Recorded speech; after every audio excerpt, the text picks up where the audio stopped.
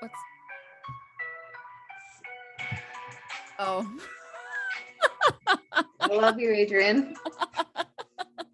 I was looking at Chase Tucker's story, and this is like, I'll just say it over and over again, but this is exactly what I was talking about. Hold on, they all have music on their sons.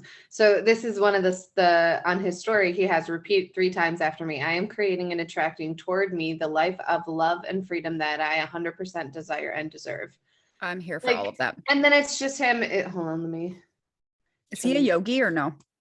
And then it's just, I feel like that would be a very like yogi-ish. him running, and he's gone quick. Sorry. I love you so much. He's the best. He's so great. I love him. No, you should see him because he doesn't. I saw your story. He doesn't look like a yogi at all. I know, and that looked like it was from 1985. I don't know why, because it was on my like. That's him. Oh wait. Does his cup say "get after it"? Hold on. You want a ooey moment? It's a real. Hold on, just wait. Just the athleticism. And literally. Oh, I just realized he's wearing a mask. Yeah, it's an elevation mask, I think. If not, whatever, pandemic. I love him. He's the best. I got my protein. Good for you. Tastes like sadness. In a bottle. So literally, but like I am struggling so hard to get protein. So here we are for a second. The expiration dates at 2020. I was like, and you're like, I would have an expired thing from a year and a half ago. And like in my house, protein does not last long. So I was like, 2022. This can survive a bomb. Quite literally. Anyways, welcome back to episode 31 of Rewriting Her Story, the podcast, everybody. 31. Welcome. You know what I was thinking about before I came back on the Zoom? I was like, we're going to be wearing the same outfit for 3 videos. And I was like, I didn't even try and like put a different accessory on like this time. Like that, you know, what shows up in my head as a cognitive error of people. I think that people won't think the topics are good because we record multiple in a day. So then it might feel like we're not putting all our effort into them. And when in reality, that's fucking garbage. Shut up. In reality, we do that because we're so busy and we batch episodes when we can to be able to create content, right? Like, here's the thing. If we're in the zone for 3 hours straight recording content, that's still fucking fantastic content. If we had to do this every day, I can't even tell you how exhausted I would probably be, more so than I already am, right? Because by the end of the day, when we're done working, we're both kind of like, I'm done talking for the day now because I've talked all day and we love doing the podcast, right? But if we had to do it at like the end of a work day, I feel like you guys would get much different fucking content and it wouldn't be great. Dude, I wouldn't be empathetic at all. No. That episode of You're Not a Fucking True would just be cussing at people. You'd be like, Mari, you're literally cussing at the listeners. Like you're cussing at them, not like just in general. Like you are literally attempting to cuss berating them. Knock it off. Quit your fucking whining. No, just kidding. Yeah, if I can do 11 sessions in a day, I can do 3 podcasts. Absolutely. So that's in my head. I'm like, get over it, Mari. That doesn't make any sense.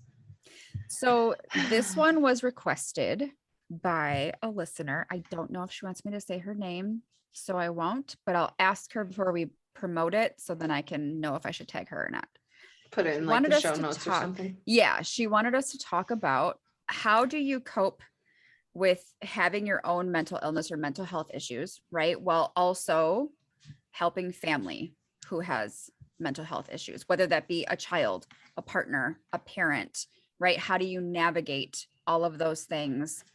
I don't know if it's more so like on the day-to-day or just in life in general, which I feel like is a pretty heavy topic, right? Because there's so many different angles to this. So I feel like I could speak to my own personal experience of dealing with my own mental health issues on top of helping a partner, right? Or helping my son through certain things. What avenue do you want to take it though? Like, what do you feel called to talk about in terms of this?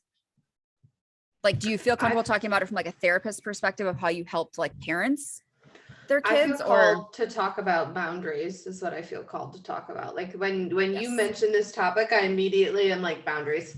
Yep. I think some boundaries are easier to set than others. So like when 100%. We're talking about mental health of a child, yes, and you're the parent, I think that might be the hardest. But I also think that boundaries with parents as we get older to be adults is also a difficult one. So I'm honestly open for whatever avenue. It's just like what comes up to me, like what is in my head is like boundaries. Mm-hmm. Same. So my family, extended and nuclear, right? Like we all have our own shit. I've talked about before how my parents came from very, very traumatic upbringings, and that has definitely shaped who they are as parents and who they are in life today. My brother has his own stuff. I have my own stuff. And so here's the thing, being a therapist in a family, whether it be extended or nuclear, being a therapist in a family can prove to be very trying at times, because you are the go-to person for people to say, hey, how do I handle this? What should I do in this situation? How do I deal with this? Or, hey, talk to this person because they're really struggling. And I have had to say to family more times than not, that is not my place. I will not. There is a reason you don't do therapy with family. Not that they were necessarily asking me to have a fucking sit down session for an hour and a half, but what they were asking me to do, I did not feel comfortable addressing because they were asking me from a therapeutic perspective, not from a daughter or a sister or a cousin or whatever. Those are two very different things. Like, yeah, I can't turn the therapist in me off, right? But if I'm supporting you as a sister versus, bless you. Sorry, try to hold it. It's okay. You're allowed to sneeze. I don't want you to have a fucking aneurysm or your eyeballs pop out. So, oh my God, don't say that. Bless you. Get it together. Hey, you know I do it more than once. You know what happens more than once. Oh my God, coronavirus. So those are boundaries, right? And when I was younger and I didn't feel comfortable having boundaries with family, I would be pulled in a million different directions to try to help people because I was supposed to or because I should. That's not healthy. That's not healthy. It's not my fucking place to fix everybody or to solve everybody's problems. It's not. And here's the thing, as I've gotten older, I will know when I am mentally tapped out and I can't give anymore, right? In that case, if I am asked to do something or being pulled in a certain direction, I will say, I don't have the mental capacity to deal with that right now. I can't. That's my boundary, and that's okay. Again, when it comes to your own child or maybe your partner, that might prove to be a little bit more difficult. But here's the thing. You weren't put here to solve everybody's fucking problems. You can support them, you can validate them, and you can be there for them. You are not in charge of fixing everything. And I think that's something that people have to remember. As a parent, I'll say mom because I'm a mom, I often feel like it is my job to fix things for him or to make things better for him or to make sure XYZ happens, right? That's me wanting to control things. I fucking can't. I'm not meant to control everything. I can validate him. I can support him in his life experiences. I can walk him through things. Yesterday, he said, I actually cried in school. And I said, what happened? And he said they were going to play a game and he went up to go blow his nose. So he wasn't able to write down the team that he wanted to be on. And he got upset and he started to cry. And his teacher said, there's no reason to cry. And I was like, here's what we're not doing. We're not going to shame my kid for having an emotional experience. We're not going to dismiss that emotion. No. I said, Bub, you had absolutely every reason to feel how you felt, and you getting upset was okay. He goes, but I was able to take some deep breaths and I calmed down and it was better and I got to play the game. So like, that's the way that I can support him in having those situations. Does that make sense? Yes. Yes, it makes sense. I think at the baseline, to just cut straight to the point, because I think that is the type of therapist and person that I am, you cannot fix things for other people. You cannot help them through their own journey. You are not that person unless you are a therapist. And if you are a therapist and it is your family going through it, you are not that person for them. Yep. This is a hard lesson that you have to learn. This is where radical acceptance comes into play, which means that you have to understand that you don't have control in this situation. What somebody else is fighting, what other demons show up for them, you are not put in their life to fix them or to save them or to anything. That is a one-way ticket to frustration, upset feelings, shaming, Burnout all of your of whole life. yeah, right? Like all not of just the like work burnout. all of the negative emotions you can think of. That's the one-way ticket to it. You are not meant to fix someone else. There are ways that you can support people that don't look like fixing them, which can look like lending an empathetic ear. It can look like validating their existence and what they're going through. It can look like attempting to provide resources that maybe you've used that have helped you. But ultimately, they have to want to make a change and or get control over whatever issues they are facing.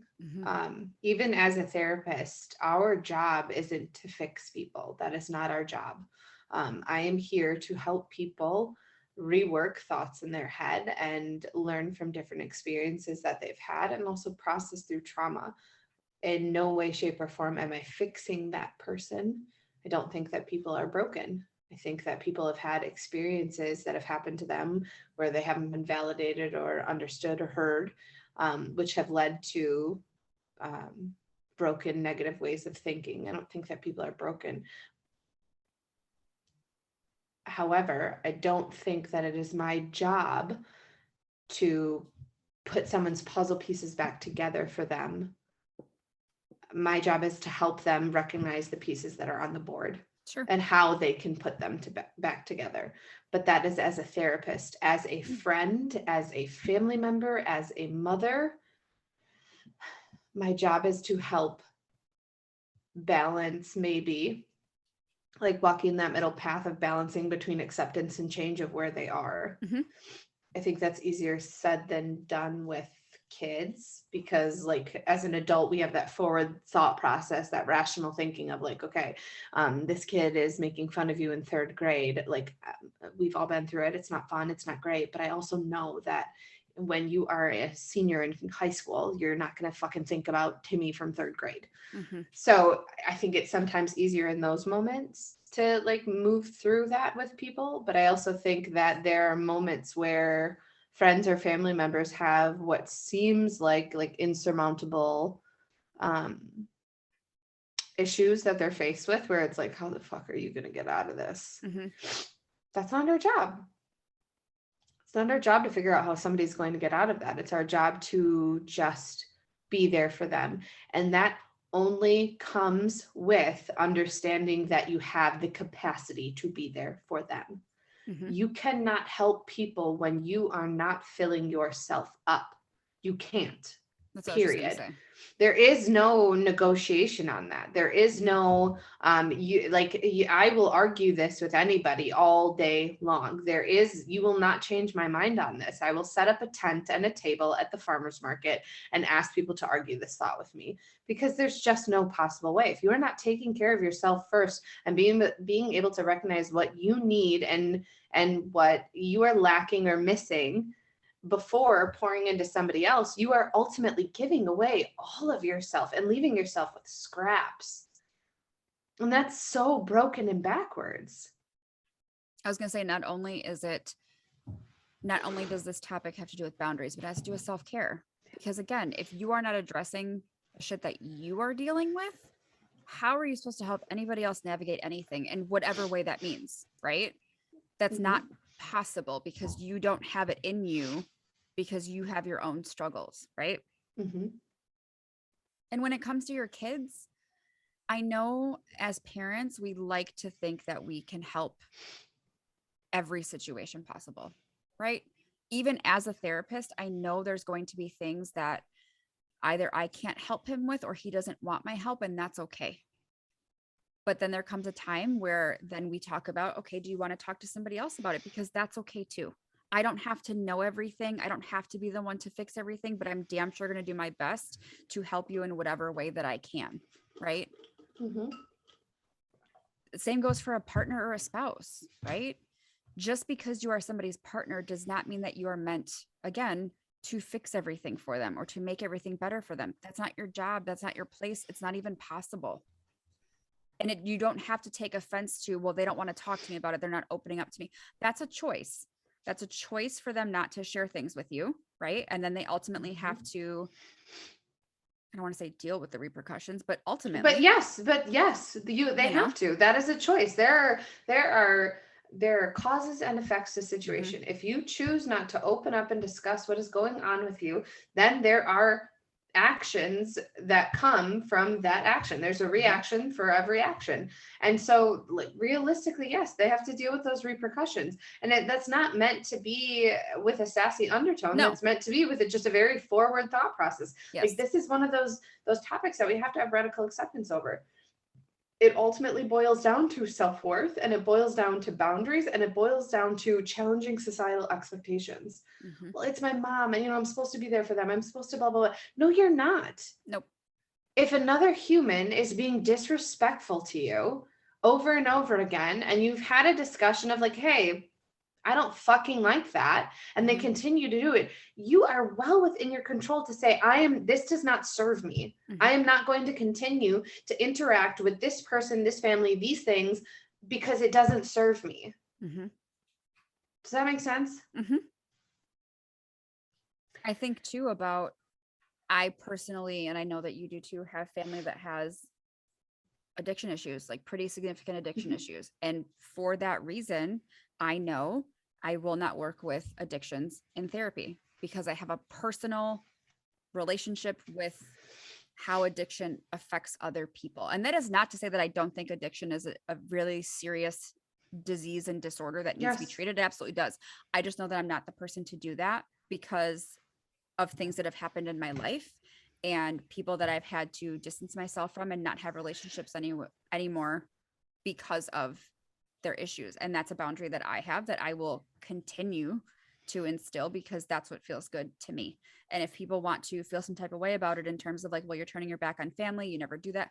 That's a you issue, bro. That's not a me issue. Yeah, that's your perception. That is not what I said. That's not anything that came out of my mouth. That's your perception. And I don't need to operate in your perception. Your perception's your reality. I get that. And letting you know as an adult who's telling you the truth, that's not how I think or feel. But I also know that it is up to me to protect my peace, and protecting my peace looks like setting boundaries. Mm-hmm. There is a reason I don't go to a lot of family functions or a lot of things. I love both sides of my family with my whole heart. If they ever needed anything, I would immediately be there for them. There are also things that I am not willing to entertain. And so that is a boundary that I set for myself, and I'm not going to go and entertain that. Mm-hmm. If you need something, I'll absolutely be there to the best of my ability. I love my family more, not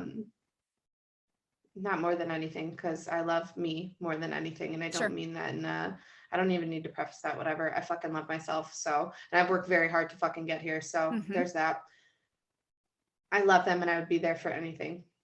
Like I said, though, there are boundaries that I have that, one, I don't need to communicate with other people. That's another thing. If I set boundaries for myself, people are like, well, why would you do that? I don't need to express or explain that to you. I don't need to talk to you about why I'm setting my boundaries for me. I think that if it involves someone and there is a drastic reason as to why I'm setting that boundary, I think that I will give the opportunity to express myself, like, once or twice. So I'm trying to have open communication or open lines of communication. But if somebody is not willing to be there to hear that or to accept that, then that's a choice on their part. And I don't need to reiterate that. Well, and understanding, going back to if it's a partner, right, that you live with, that you're around all the time. Again, if they are choosing to not share with you what's going on or refusing to have insight into their own behavior, what's likely happening? You guys are probably fighting all the time, right? All the and time. then what is that doing for you? Nothing. But here's the thing, like Mari said, you can't want somebody to change. You can't want somebody to do better for themselves more than they want it. That is not how that fucking works. So you expending all this energy saying, I wish they would just talk to me. I wish they would open up. I wish they would. For you what? Can't wish that into existence. You are wishing for a situation that isn't happening, therefore keeping yourself stuck in some sort of future, perpetual future that isn't happening. It's not going to happen. You cannot wish for a situation that is not going to happen because you're expending all of that energy on wishing and hoping and, whatever, when you could be putting all of that energy into yourself. Fucking believe somebody the first time that they show you who they are. Enough. And here's enough of wasting your fucking time. Right. And if they are not willing to make changes for whatever the reason in that moment, again, bring the focus back to, okay, but what's in my control in this situation? Me. That's leaving. It. Take that time to focus on you and what's going to better you and make you feel good, because that's ultimately what fucking matters. And that's what's going to get you to where you are today, right? Whether that looks like leaving or staying or whatever the fuck. Focus on you, because that's all you have control over. We don't have control over our kids either, right? Our kids are their own human being. They're little people, right? They have their own minds, their own way of thinking, all the things. We can help guide them in the right direction, but they're ultimately going to make their own choices. And that is what it is. You continuously fighting reality of those situations is perpetuating your own suffering. For what? And if you're choosing to say, okay, I'm done entertaining this, or I'm going to leave, or I'm going to set boundaries, or I'm going to do these things, but how? It's hard to not think about it, or to not go back to that person, or to not do these things. There has to be a point where we set up coping skills or a routine or a habit that keeps us from having this free space in our mind to then reflect on the past. And because reflection on the past keeps us in depression about feeling sad about things that are out of our control, or that can change, or that have already come to pass. Does that make sense? So focus on distracting yourself. Get busy. There are plenty of things to do in this world. Plenty. Yep. I can think of 6 right now that are free. You can go for a hike. You can go sit outside. You can go, if you live by a lake like how we do, you can go watch the waves. You can go to your favorite coffee shop. You can call a friend. You can go for a run. You can go biking. You can read a book. You can light some candles and do a face, a self-care, facial routine. There's so many fucking things that you can do. You can go walk around Target. I mean, that's not going to be free because my cart's going to end up full. Leave your fucking purse in the car. I mean, shit. Remember when I first got divorced? And remember when Sophia's custody I would just go to Target. I wouldn't buy anything because I didn't have any fucking money. But I would just go walk around Target. I would waste my days until I had to work at Wells Brothers or do whatever I had to do. I would go just do what I needed to do to expend time and energy, so I wouldn't sit there thinking or dwelling on the past. Do what you need to do. Do what is going to serve you. It's also very easy to have the dark lens when it's multiple people in your family, whether it be your nuclear or extended family, who are struggling, to then view yourself as struggling because you feel out of control, and that can spiral very quickly.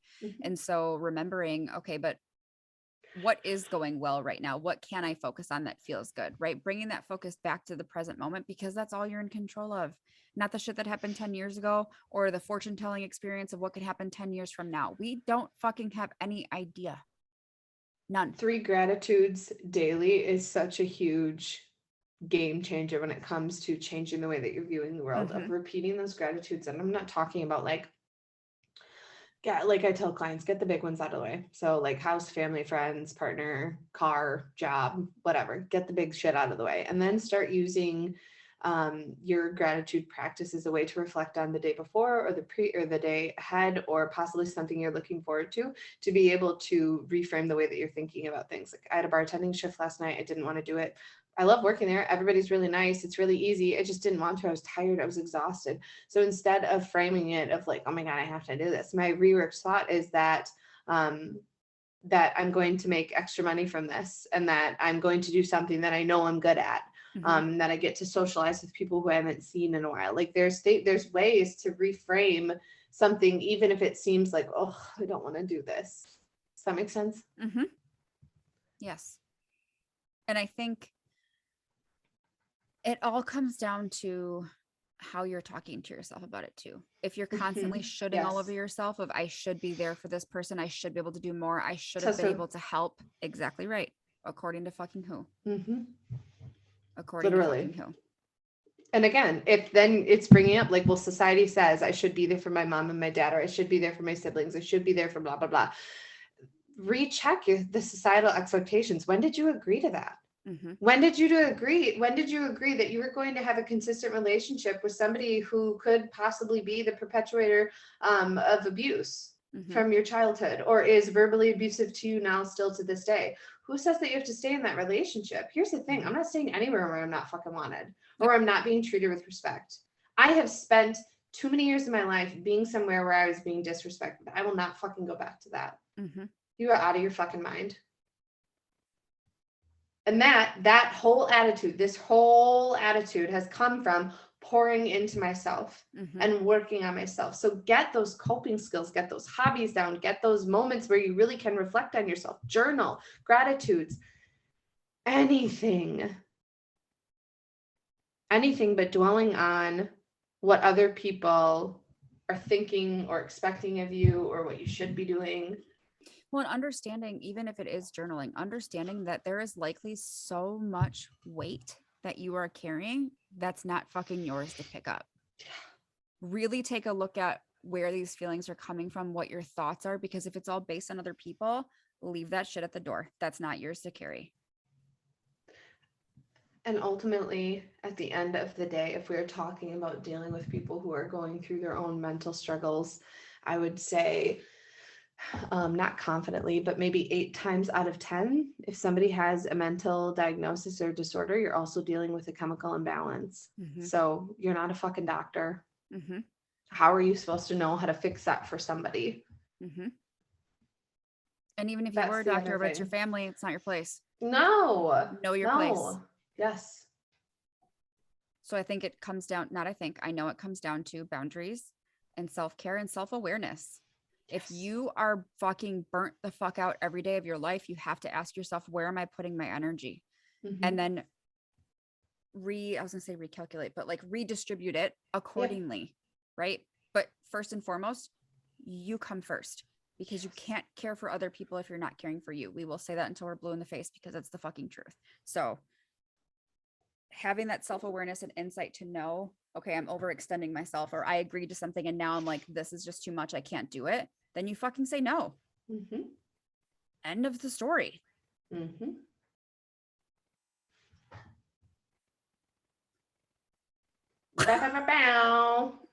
another one. Oh, guys. I hope that the takeaway from this is that you are only in control of you. You can only help you. So you can find us at Rewriting Her Story Podcast on Insta. Steph is at SpookyFitMom13. I am at BEA_XO11. We are at Rewriting Her Story Podcast on YouTube. And then you can email us any questions, concerns, comments you may have, and also any topics that you want covered. We would love suggestions. Rewriting Her Story Podcast at gmail.com. Yes, all of this is in the show notes, along with a link to subscribe to the podcast for more content, because that is also an option. We love you all, and we thank you so very much for continuing to listen and support us. It means more, honestly. It really means more than we'll ever be able to fully communicate, I think. One day we'll find a way. It just hasn't happened yet. I will one day. Maybe fireworks. please, please, please take care of yourself. We love you guys, and we'll talk to you soon. Bye. Bye.